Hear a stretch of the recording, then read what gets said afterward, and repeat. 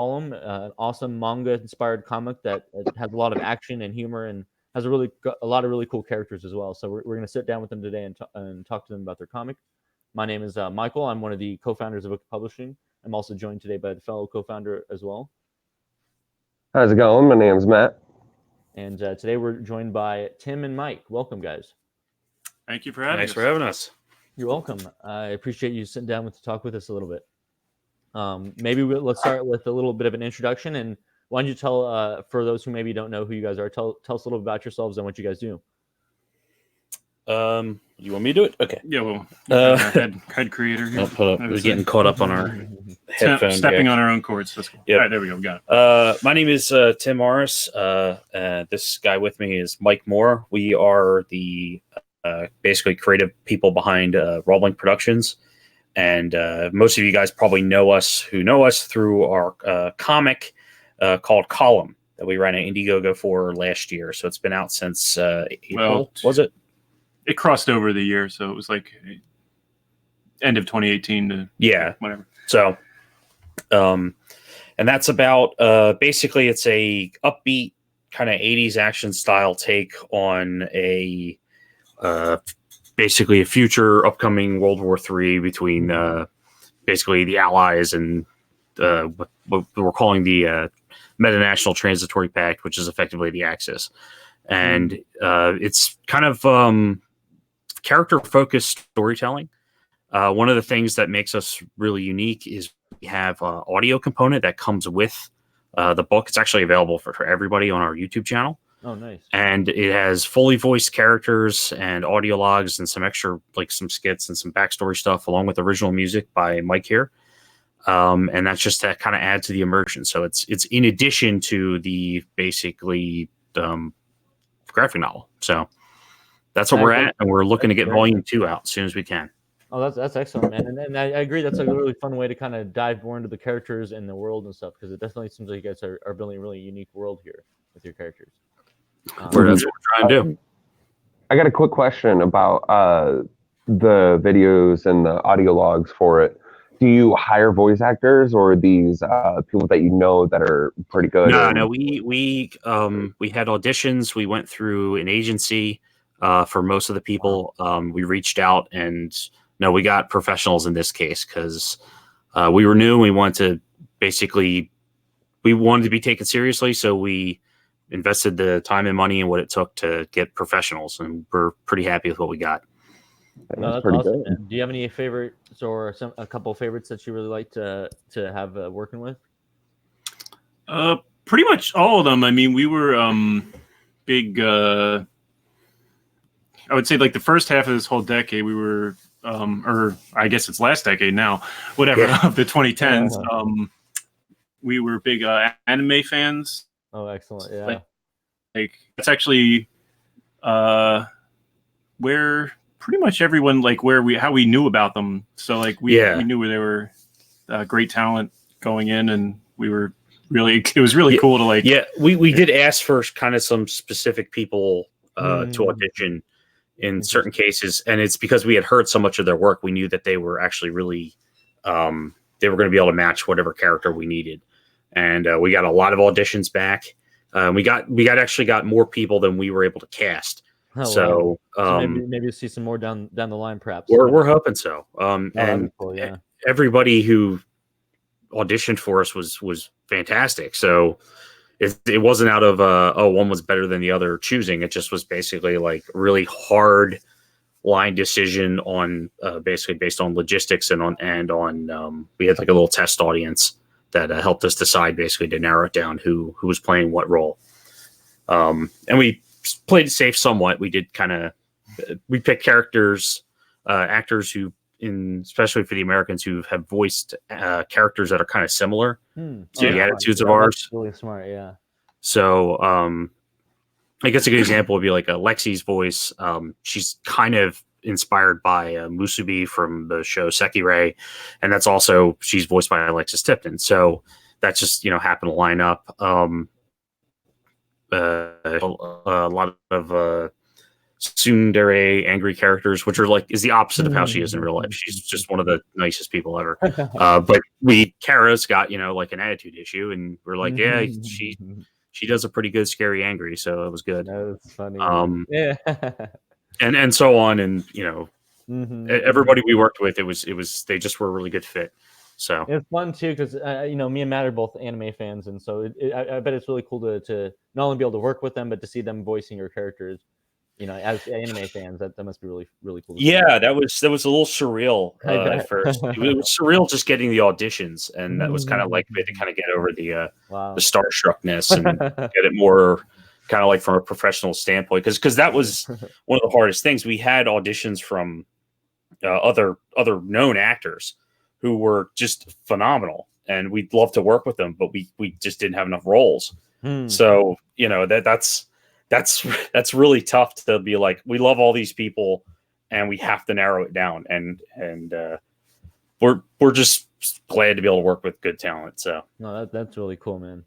And so kind of going back to the comic and what the story's about, you mentioned a little bit about it's a bit of kind of a comedy comic and action, and it takes place during a World War III between the Allied forces and what did you call them again? The Meta-National Transitory Pact. It's basically a trade union slash kind of a military influence union that was set up in a couple years before the war broke out, and the idea was basically dislodge American dominance across the globe. And they were, basically it's like Russia and China, particularly China, is at the spearhead.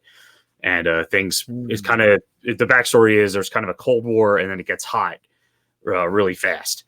And one of the things we did is there's the Chinese have developed this technology called a disruptor that essentially blocks long-range radar, long-range radio communications, and it messes with satellite transmissions.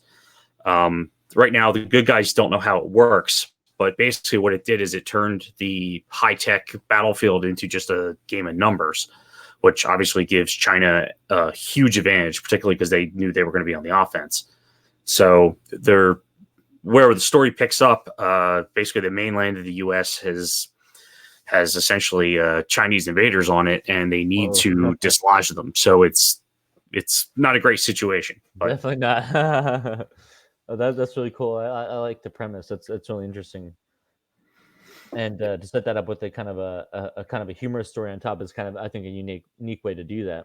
Yeah, we wanted to, especially with the art style we ended up choosing, we kind of decided that it needed to have a lot more lightheartedness to it than kind of what our initial plan was, which was a little more gritty.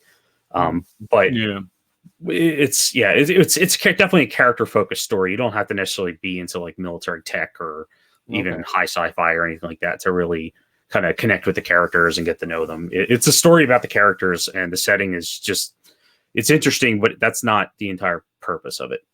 That's great. Yeah, I think that makes a lot of sense. You want to have more of that, like you said, it's more of that character-driven stuff.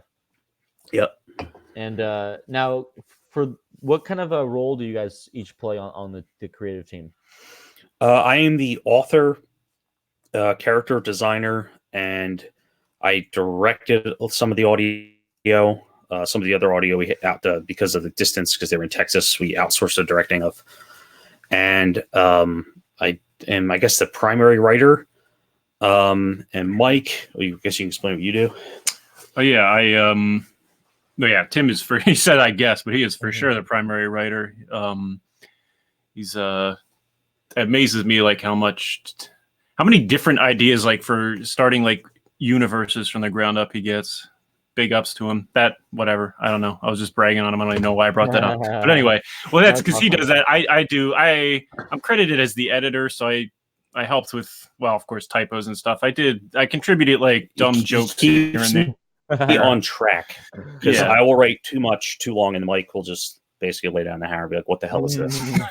Or like I write a sentence that doesn't make any sense, and in my head it makes sense, and then Mike's like, "No, what did you try to say here? There's the word 'thus' in there 4 times. Like, what's happening?" Yeah, so that was, and then my main role, I guess, or I should say, the thing I was more in charge of or more responsible for was the audio. Like Tim said, he wrote the stuff. So I was basically the one editing all of that and then writing and producing the music. Yeah, that's it. Yeah, it was. He was basically the engineer and the technology behind getting the music done and getting the audio edited in a professional manner, which I can definitely write well. In terms of the voice acting, like that's passable. But if you had me editing it, it would not sound very good. And Mike is the basically the technical end of that part of the puzzle, and it can't do it without him, basically. Oh, that's great. Yeah, you kind of a nice team you guys got going there. We try. We try. Now, we mentioned there's a unique art style, and maybe we can take a look at some of the art. If you want to send me any art, I can share it on the screen here, or you can share some as well on your end. But I wanted to ask you, what kind of led to you guys choosing that art style? Because isn't it kind of more of a chibi art style, perhaps? Well, originally, this was actually going to be a novelization with the audio, and then with basically chapter drawings and character drawings, like basically like a light novel that also had like some pictures in it. And the style we had chosen was actually kind of realistic and a lot more gritty, but the characters were still like really bright and fun. And then Ben, who's our artist, he came to us with this new style, the style you see in the book. And he started drawing that, and he was like, look, I think this would look, it was very Metal Slug inspired. Like, this is really cute, and he could also do it a lot faster.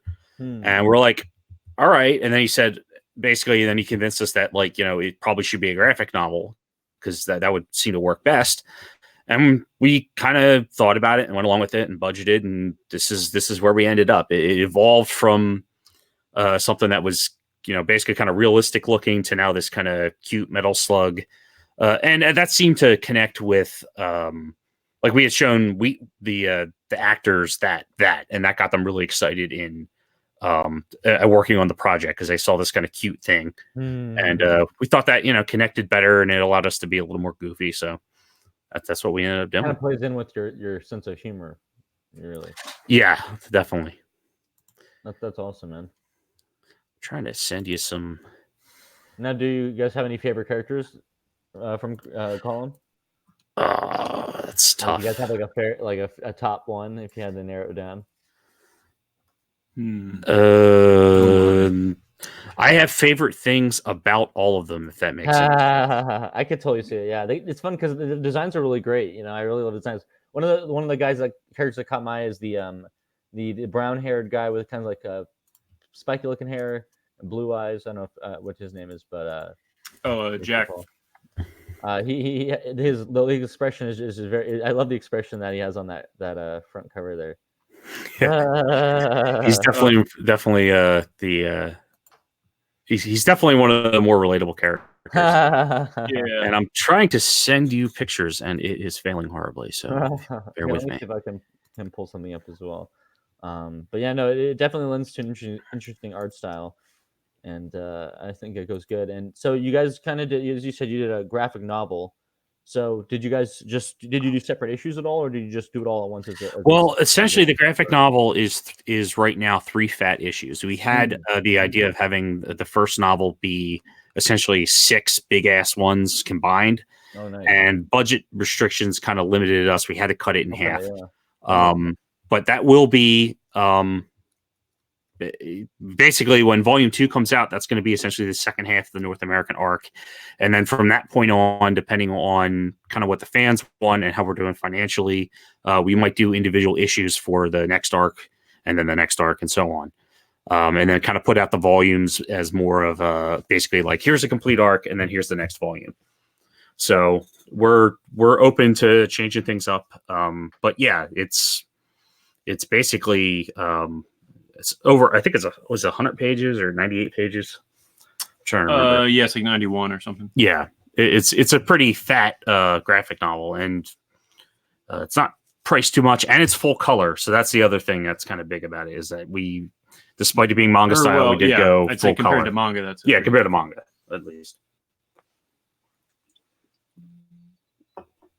So Sounds pretty good. Pretty good. Let's see this. While we're waiting for all right. Sorry, but no, go ahead. We're gonna ask Matt.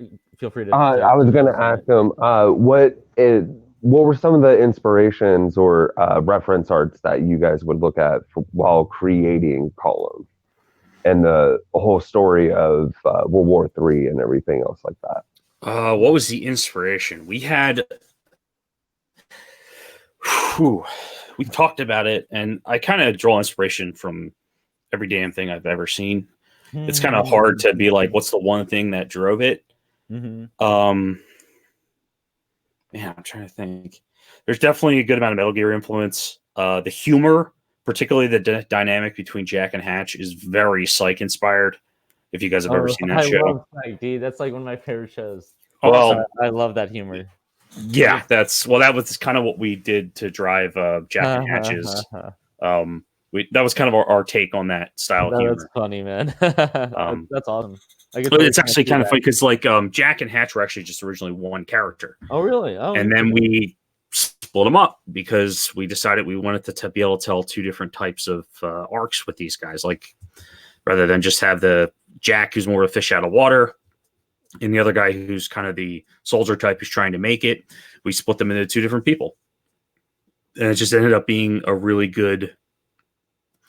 They ended up having a really good dynamic, and we were able to definitely create a lot more jokes between those two characters. And you get that like buddy, just that buddy style banter. You get that buddy cop style banter, and the audience gets to see different types of personalities interacting with the characters who are introduced, who are the girls in this case. So you get like two different perspectives of how they interact with them. So that's different, and we had fun with that. So we're pretty happy with where that went. No, that's awesome, man.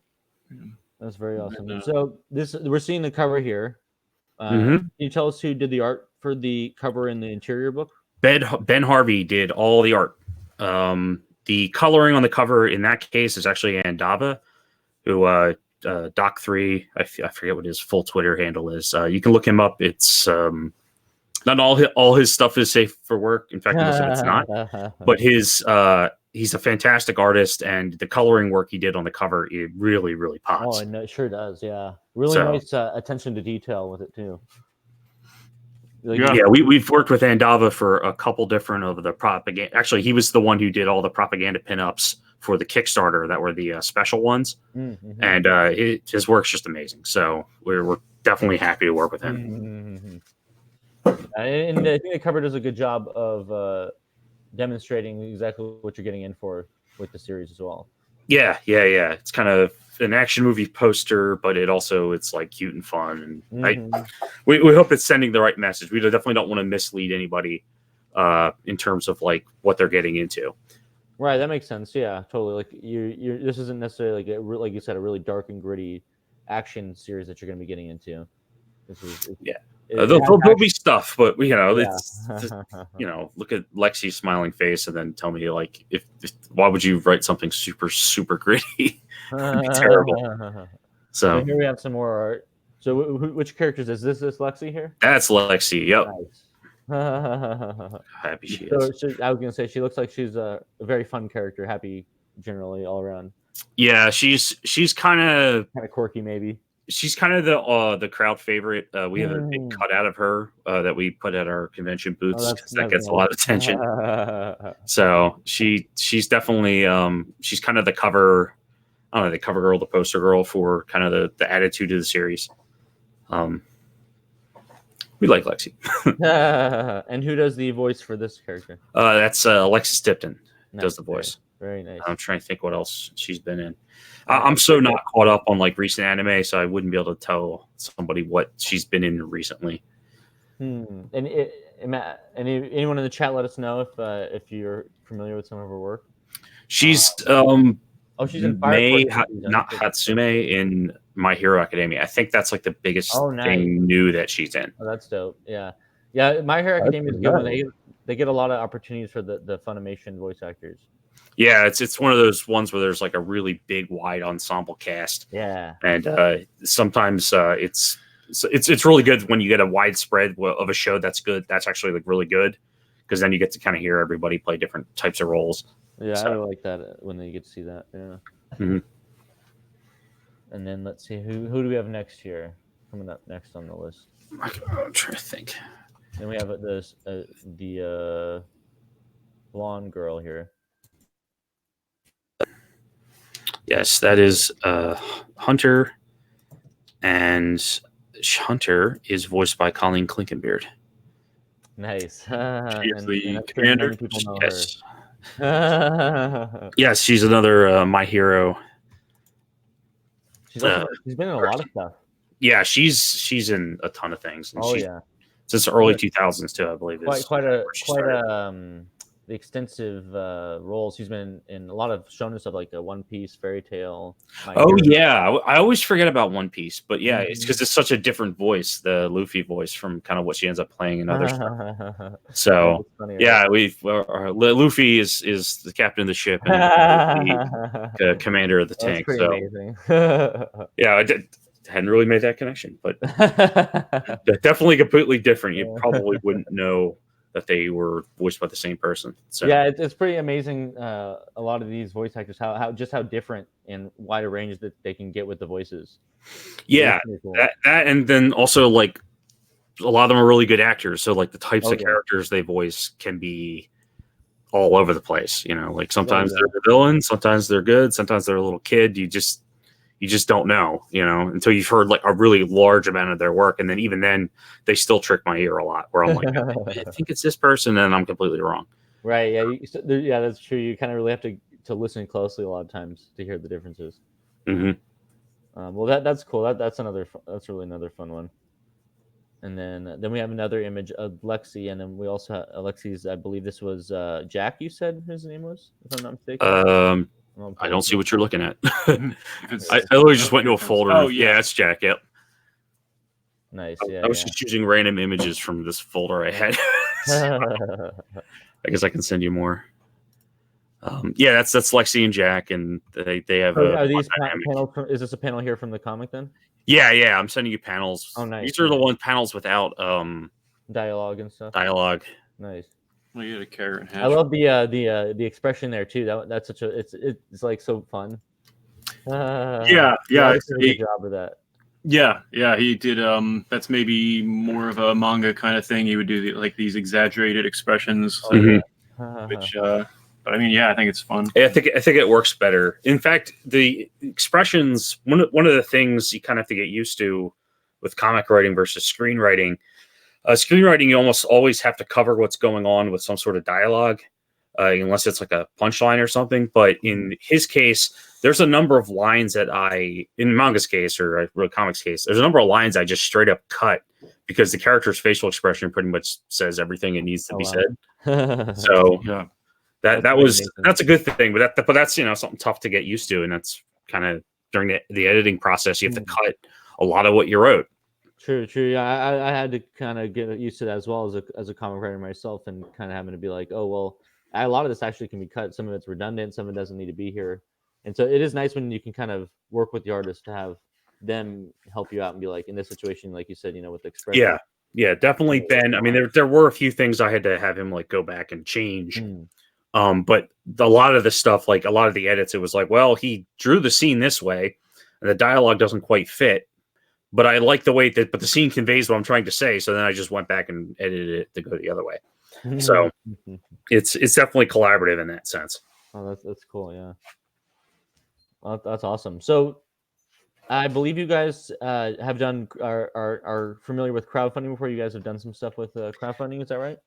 Yeah, we crowdfunded the printing of Volume 1. Nice. We had a Kickstarter that didn't work out, and then we had an Indiegogo that we made our goal, and that's awesome, man. Sent it and had a special edition, and I'm sure some of the people listening have that in their hand. Well, congratulations, man, on meeting your goal with that. That's really cool to hear.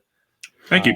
Thanks. And do you guys have any future plans then for coming back to crowdfunding, possibly for Volume 2? Well, one of the things with Volume 1, by the time we crowdfunded it, it was finished.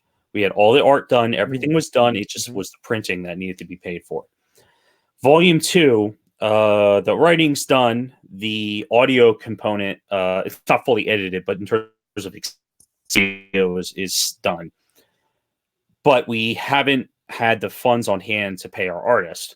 So it's kind of sitting on that. Now we were hoping we'd be able to get money from volume 1 to then funnel that into volume 2 and then be able to do the same thing again. It doesn't look like that's going to happen unless something major changes. So if we crowdfund again, we'll have to do it where we're raising money for the artist of volume 2. And that's basically it's 3 fat issues and coloring. So it's more expensive than definitely like when artist raises money just for the printing and they're the ones who are the person who's drawing it, that's all cash for them. So it's not like it's an expense, but because we're paying somebody else, it ends up being, I guess, more expensive for what it is. And it's tough because it's like last time it was really cool. We could show somebody the book and be like, yeah, we just need this printed.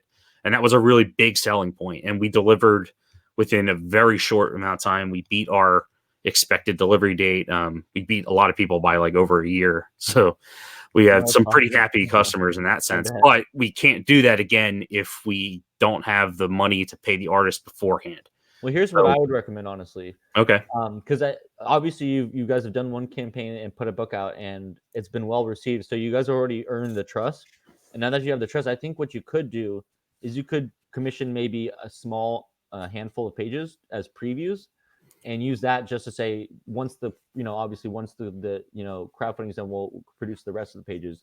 I think honestly you could do that because you've earned that trust, and I think you're making a great product. So as long as you're showing people, that is one of the things we are considering. And if we go the route of crowdfunding for the art expenses and essentially the printing expenses, that is probably something we're going to do. So that would be cool to see. Stay tuned for that. You guys come back and do some more, because I know. I was talking with Jeremy a lot, and he was saying he's excited to see some more column out there. So awesome. Yeah, we're happy to deliver. It's just it's a funding issue. Oh, I definitely get that, man. It's not easy to make. Not everyone knows how hard it is to make comics. It's a tough business. But we do have a question from the audience. Dan Sakura asks, as a comic writer, do you dictate camera angles or layouts, or do you let the artist run wild? Half and half. I come from a screenwriting background, so I do try to put notes about what's seen and what's visible in shots and whatnot. But in terms of the layout itself, I do have influence on it. I can veto it if I want to, and I can be very specific if I want to. But in general, I like to let the guy who we have a layout person who then kind of handles it and puts it in place, and then Ben does it. And I approve the layouts ahead of time, and rarely do I have them change anything unless it was just like a misunderstanding from what was written. So do I have control over that? I would say it probably depends on the scene. If there's a scene where it's like you have to very specifically show something because like the visual gag is supposed to be a thing, then yeah, I have control over it. But if it's just like, well, this action happened and I said this was shown, there's a lot of flexibility how the artist wants to do it. And again, it's like one of those things where if they draw it and it looks really good and it gets the same point across and I have to cut dialogue or reorganize something, oh, whatever, it's fine. The art is the presentation, and that's more important than specific dialogue most of the time.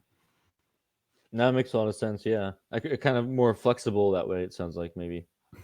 Yeah. You have to be flexible because if you're super rigid, you're just going to drive everybody insane. And I'm picky enough on certain things where I know basically I don't want to push it on something where the artist is being creative or the layout person's being creative, because that's their wheelhouse. So I let them do what they got to do. Now here's another image. This was what's her name again? Sorry, Hunter. That's right. Lieutenant Hunter. Hunter and Lexi. And, yes, the 2 female leads. There's 4 female leads. Oh wow.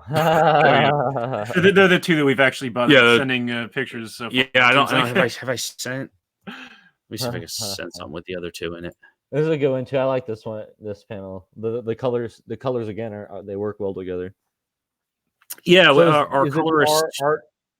Oh, you have a colorist. That's actually what I was going to ask if you had a. Yeah, we do. We had a colorist we worked with who won't be back for the next book, but the somebody who basically is a replacement who's going to basically do the same thing that we did. Similar. Yeah, and They went with more of a kind of open background with like the panel colors to make things a little more pop a little bit and a little more surreal. Some people like that. Some people not so much. But It reminds me of the that's just what we chose. anime, it reminds me of the whole anime manga thing where sometimes in manga you'll get just a plain white background, or in anime you'll get a color background. Kind of sometimes they're in an action scene or just like you want to focus on the character. So I totally get it. I think it works well actually. Okay, well, that's good. I like it. But yeah, no. What kind of made you guys want to go with a manga aesthetic as opposed to kind of more of an American comics aesthetic? We wanted to.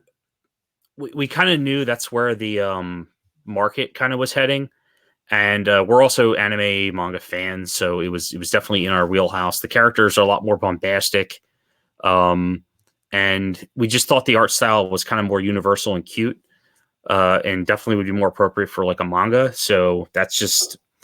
Also, the voice actors we recruited were essentially anime people, so we were like, all right, we'll go full, go all in, exactly. Yeah, that's pretty smart. So you're gonna be have you guys settled on a new colorist then, you said? Yeah, we're set that way. Nice. So have you guys revealed who that is or keep it under wraps for now? I won't call them out right this second, but it's not like a huge still secret. a work in progress. I totally get that. Yeah. But no, that's awesome, man. I'm definitely loving all the art that we're seeing. Can you guys maybe tell us a little bit more about the story going forward and what we'll see, what we can expect with the characters? Yeah, this is huge. In terms of just what the basic, maybe like basic plot line going forward is.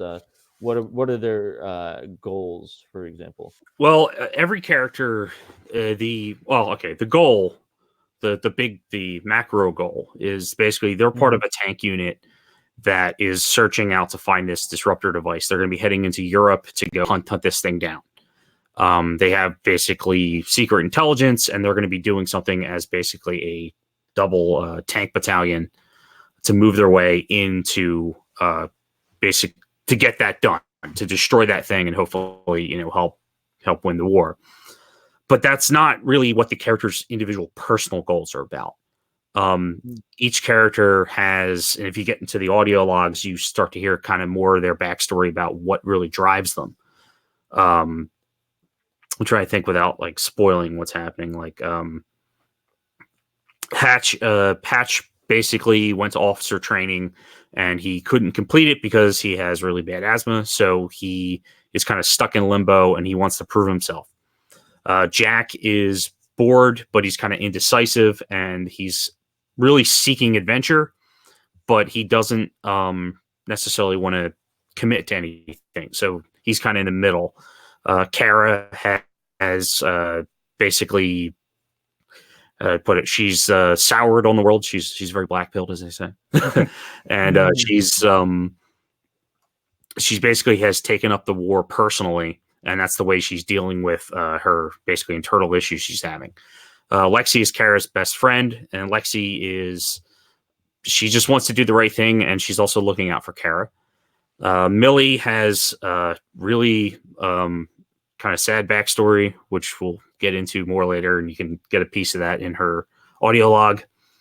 And she's revenge, dealing with very unhealthy ways of dealing with the sadness she feels. And they're all kind of tied together by Hunter, who's kind of the mother character. And she's got other motivations behind what's going on. And you guys will learn more about that going forward. Together, in terms of where the story's going, the Americans are a little bit special because they're the most characterized as individuals. But they kind of, if you meld them all together, they kind of make up the American spirit, particularly if you take their like positive qualities. And Jack and Hatch are basically experiencing them, meeting them for the first time, and you're kind of discovering who these girls are through those two. As they move on, they're going to be going to Britain next. They're going to be going into France and Germany, and they're going to be going across Europe. They're going to be building a column, if you will, of tanks, and and each tank is going to be from that country, and it's going to have a crew that kind of represents the spirit of that country. So there's more characters to be introduced as it comes along. Oh, interesting. And Wow. Okay, I'm starting to see where you're going with this. This is we were talking about the American team right now, but there could be other teams perhaps. Yeah, and also the adversaries as well. We'll get to know them a little bit. Oh, that's cool, man. So that's cool. I like that. I like you kind of opening up and introducing more characters and really expanding it out a little bit. Is there going to be any chances later on in the future for each country to possibly get its own one shot or its own miniseries or anything else like that? I'm open to that. I mean, there's definitely more stories to tell than what we're going to tell on the face of it. So, yeah, I mean, that's definitely possible. That's not out of the question. But we have to be successful with what we're doing first, with the simple thing before we start planning too far ahead. Yeah, that makes sense. Mm-hmm. So with volume 1 being, I think you said about 3 issues length, how long would you expect to go for another volume? Do you think? Volume 2 is basically it's 3 fat chapters is volume 1, and then chapter 4, 5, and 6 are volume 2. So nice. If they were individual issues, they would be like chunky issues, like 22 pages or 30 pages. I'm trying to think. Well, no, it's like 30 something because the total thing is over 90. So they're they're fat, because we've got a lot of stuff to introduce. Size, yeah, that's a good size graphic novel. Yeah. Mm-hmm. A lot of people are like, "Oh, it's a 3-issue thing." It's like, well, they're big. There's a reason why it's in the graphic, not individual floppies. Not floppies. Yeah, I get that. But we are open to doing it that way if that is what is asked. No, Dan has another question in the chat. He says, "Do you write in a more character-driven or event-driven style, and do you mix and match at all?" Oh, that's I'm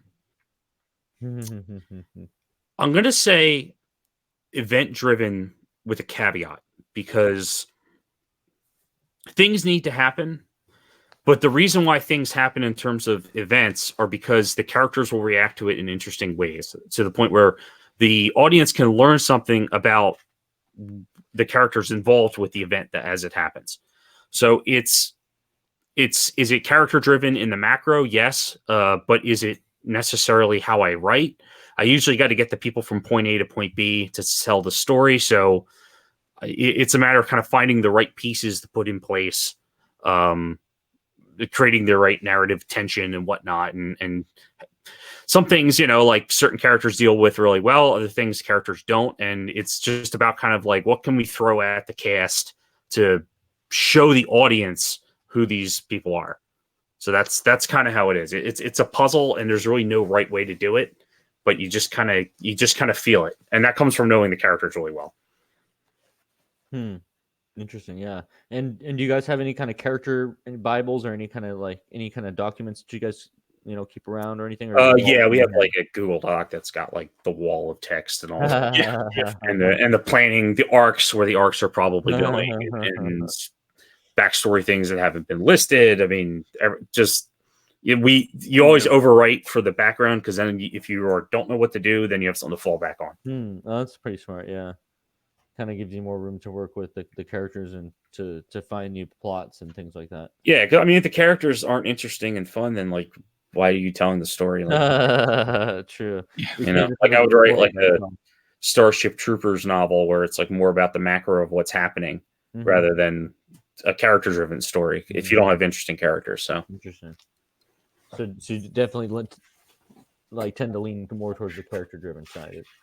Yeah. No, that's great, man. Well, I definitely think that you guys have a lot of really cool stuff coming up with, a potentially new campaign in the near future. Do you think you guys would stick with the same platform that you used last time? Indiegogo, probably, because we already had one success on there. We got buried pretty hard on the Kickstarter one, and Indiegogo just seemed to work out a little better. Also, It seems to be where most of the independent comic creators go. So we're probably going to stick with that, but that's not set in stone. If something better comes along, we'll do that. Nice. And any plans on when we might see that coming up in the pipeline?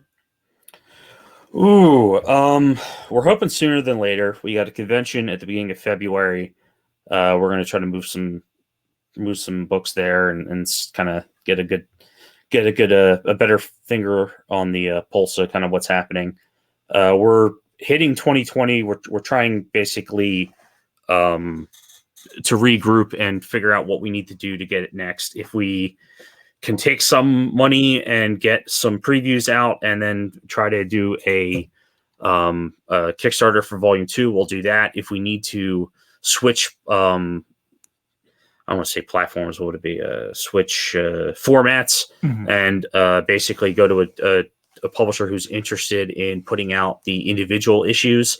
And then maybe we'll crowdfund just issue 4 and do it that way, and then get to the point where we can have 4, 5, and 6, and then put those together as basically volumes 1 and 2 together. But obviously release it in piecemeal as we go along. We're open to that as well. So we're not really 100% sure what we're doing. We're in talks with a couple different parties involved with what we're deciding to do. So, but we're open. So if people want to partner with us or have us, publish column in a different way, then just reach out to us. We're completely open. Nice, man. That's cool. It sounds like you're really trying to get it out there to as many people as possible and just trying to get people reading column. Yeah. We've had really, really good feedback from the people we've managed to get it in front of.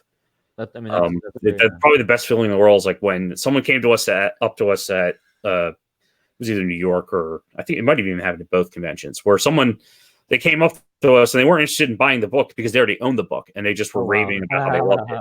And we're like, that was just kind of surreal. It was it was almost like you haven't really met that person for the first time. They've met you before because they've met they knew who you were before they even approached you. Yeah. That's pretty awesome. But that's a good feeling right there. Yeah, seriously. Yeah, that's kind of the best. I mean, that's if none of that had happened, I might be rethinking everything.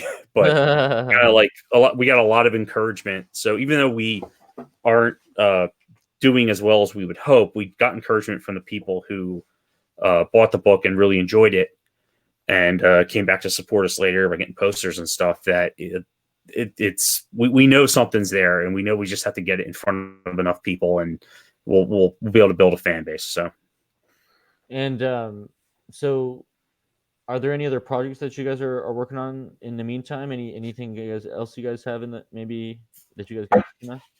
I mean, we always have ideas and stuff in the pipe. We're kind of limited. We don't want to announce anything from Raw Blank, particularly because Volume 2 hasn't come out yet, and we have to focus on making column successful before we can try to diversify too much.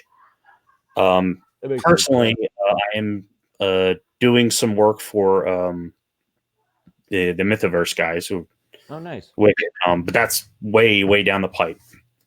So you're not going to see. Nobody's going to see that for a while.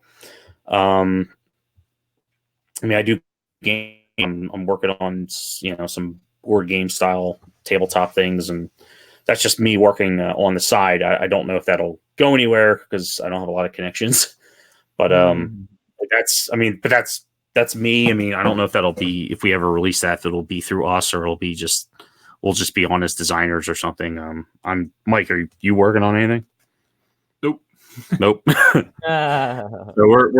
our primary focus is really kind of to column and making sure basically the second we can jump on opportunity to get this thing rolling, we're going to do that. And we kind of feel obligated to, because we have fans now. We have people who really want Volume 2 and they want more this to succeed. So we definitely got to work to at least put in our best faith effort to try to get it rolling. So.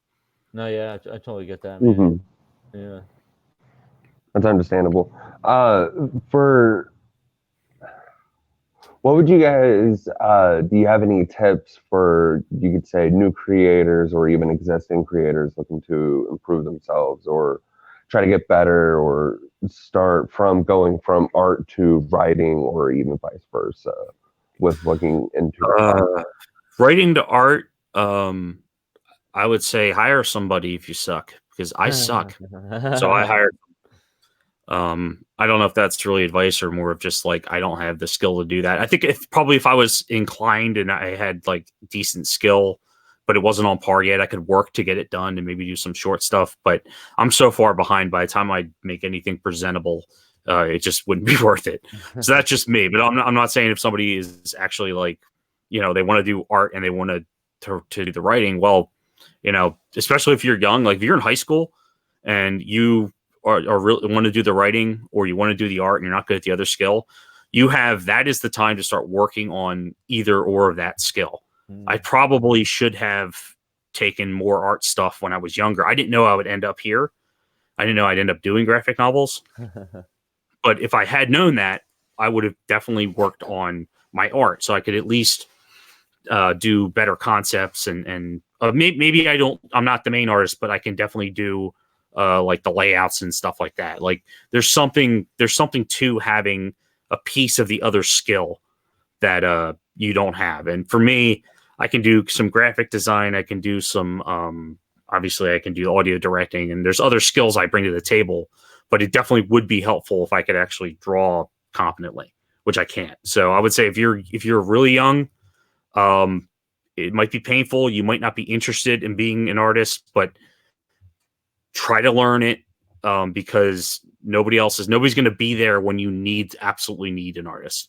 It's also going to be way cheaper because you don't have to hire somebody. Right, and you can actually make it pay out for yourself too in the long run. But, yeah. I mean, it's going to cost you less because it just costs you time and effort, and as opposed to like if we're lucky, we made a good product. But like if I had written something and it was terrible and Ben drew it and Ben was great, but then it ended up collapsing. Like, then what do I have? I paid money, I've lost it. But I write something or I draw something and it's terrible and it collapses, then, well, I've just lost the time I put in and I've gained the experience. So don't rule out if you're young, learning the different skills and whatnot, because it definitely would have helped. I guess that's my I think it's great advice, and I think whether especially if you're young, but even if you're not necessarily as young as you used to be, I think now is the time to get started on something, because someone told me the other day, when I think it was I can't remember who it was, but they were saying that time is on your side, essentially saying like you may not be the best at it now, but if you put in the time and the effort, you will eventually get to where you want to go. So it's about starting now and putting in the work for it. I would put it as more of time. Time is not your friend until you've invested the time in. So, like the time I put into writing and basically working on garbage for my entire life until the point where I got something good, because 90% of everything you do is going to be crap. And you kind of have to realize that. But you can't get that 10%, which is the cream, unless you're 90% of garbage. And that's one of the things that time helps with, or I should say, is that if you've been working at it long enough, you are going to be able to pull good stuff out of it and be able to put together a better story or whatever, or design better characters. Like that's something that you kind of learn. And the only thing that can really teach you that is that other 90% of working hard beforehand and not doing good. So if that makes any sense. And the sooner you start it, the better. If you wait, if you're like, oh, I was going to write this and, my goal was to like finish this in like a year. And then you just like, you put it off till next year.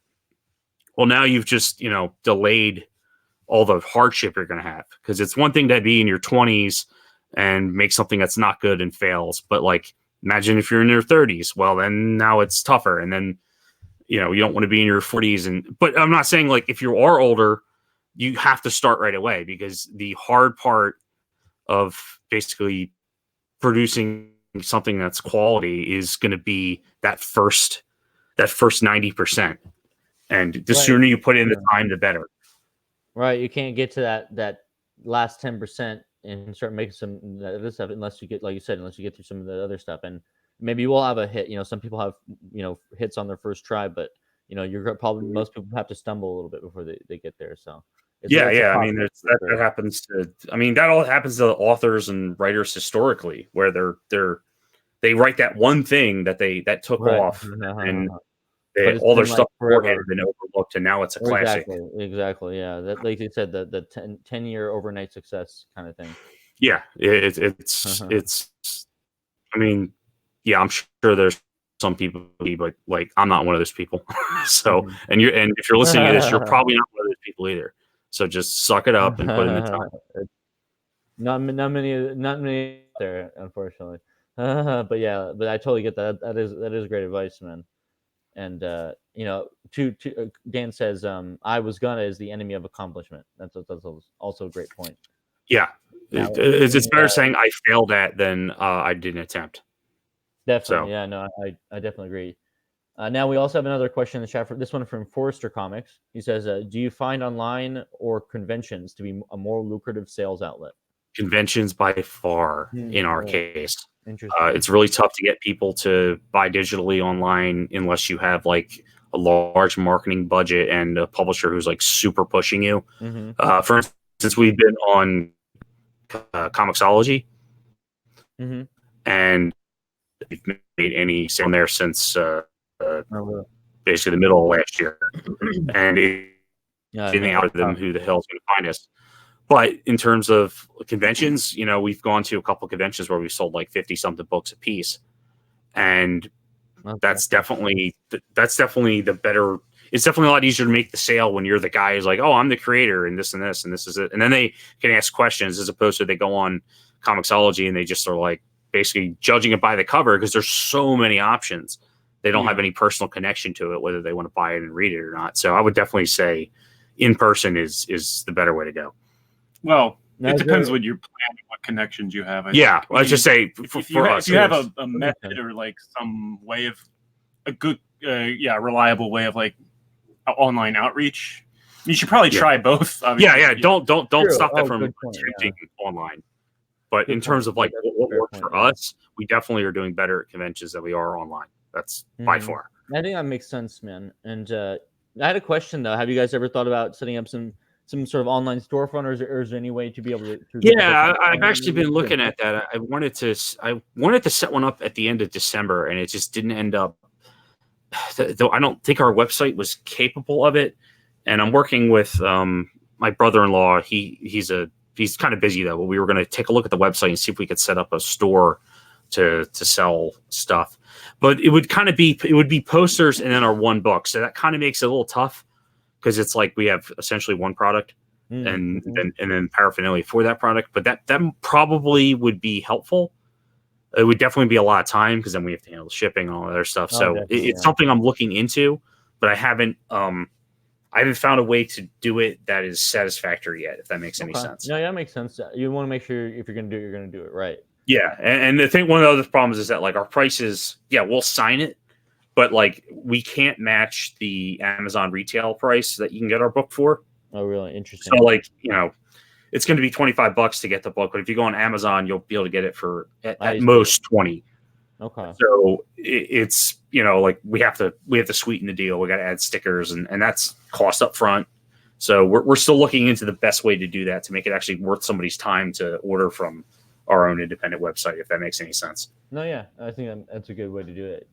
And once it's out there, people will be able to get it in that way. And also, if you guys have that upcoming campaign, that it could be another way for people who maybe didn't get a chance to back you guys the first time. They can pick up the first volume as well, perhaps.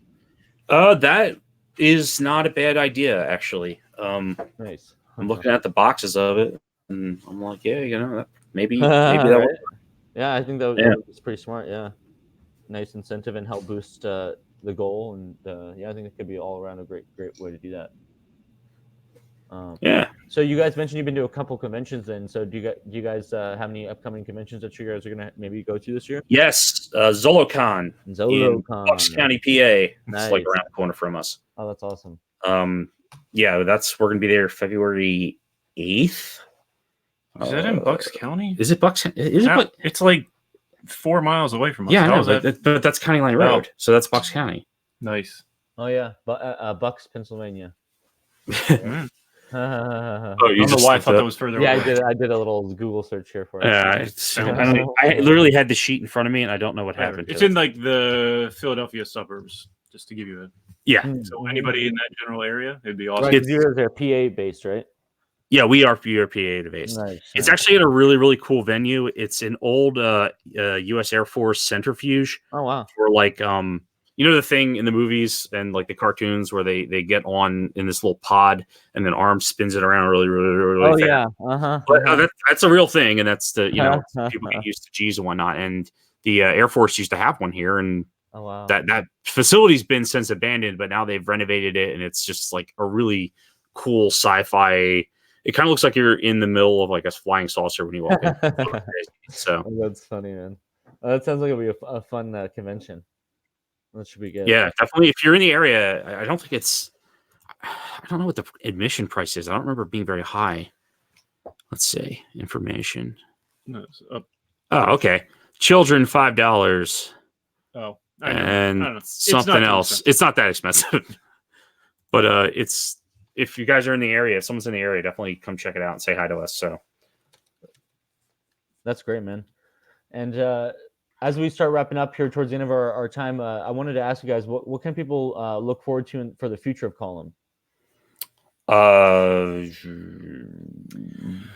Hopefully, more characters, more hijinks. Yep. Better. I mean, it's like Tim was saying. I don't know, 20 minutes ago, a while ago. If you've been listening the whole time, from the very beginning, we've had a bunch of documents with all the backstory and stuff. So I am happy to say it won't be like meandering forever. It is a pretty long, or I don't want to ask you to speculate how long this would be if we completed it, but probably.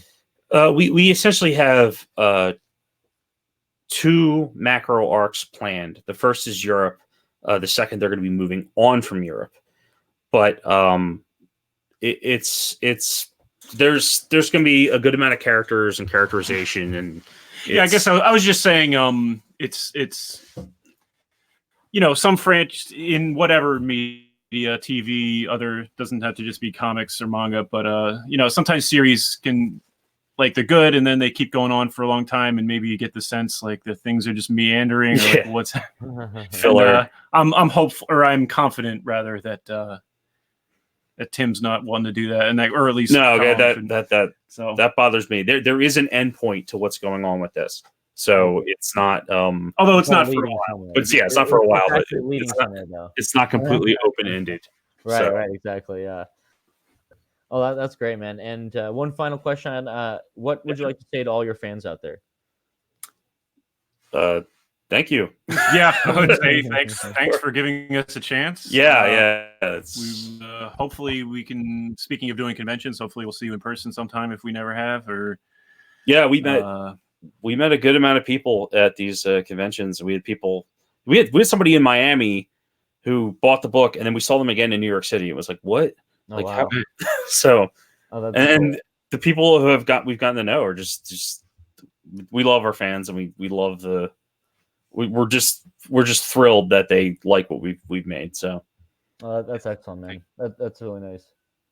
And where can people follow you online so that people can make sure they check out all your stuff you guys got coming out? Twitter is probably the most active and most direct. And fans can like reach out to us there directly because we're not like super huge. It's not like there's a corporate wall in front of it. Mm-hmm. It's Raw Blink Prod. There it is. Yep. Twitter.com/RawBlinkProd. And then our Facebook is facebook.com/column series. And it's the one for the book. So it's like Columns the book, so Column series. And that's pretty much where you can find Raw Blink Productions. That's our Facebook. We have an Instagram that's Raw Blink Productions 01. If you search for it, or if you search like hashtag Column or Lexi, you'll probably find stuff. Our pictures. We don't update that too often, but like when we're at conventions, we try to take pictures and do stuff. There's got to be another. Do we have any other social media stuff? Also, your YouTube as well, I believe. Oh yeah, duh. Oh my god. Just search Column Volume 1 or Raw Blink Productions, and you'll find our YouTube, and you'll find the introduction audio for all the characters we've revealed so far, and you'll find the entire audio component of Volume 1. Yeah, those should both be in playlists. Yeah, they're both in playlists to make it easy for you. Nice, so man. There's There's 53 minutes of content, something. There's a good amount of content that that's you awesome. can enjoy for free. That's cool, man. And that sounds like it'll be a good way to not only get hear those cool, fun voice actors, but also kind of get a nice introduction to the characters. Yes, that's the idea. Is that extra level of immersion and that extra. It's a way to introduce more about the characters without bogging everything down with flashbacks and lots of exposition and whatnot. So, well, that's awesome, man. So yeah, definitely check that out. And if you guys obviously are going to be coming out with a Indiegogo soon, everyone who's listening, please be on the lookout for that as well. Follow them on their social media so that you can find out more about that as well.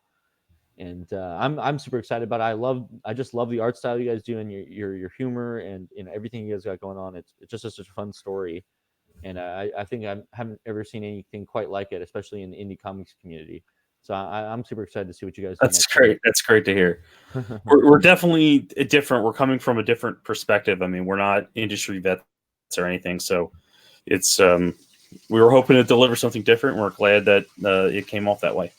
That's awesome, man. Well, thank you again for sitting down to talk with us, both of you. I appreciate it.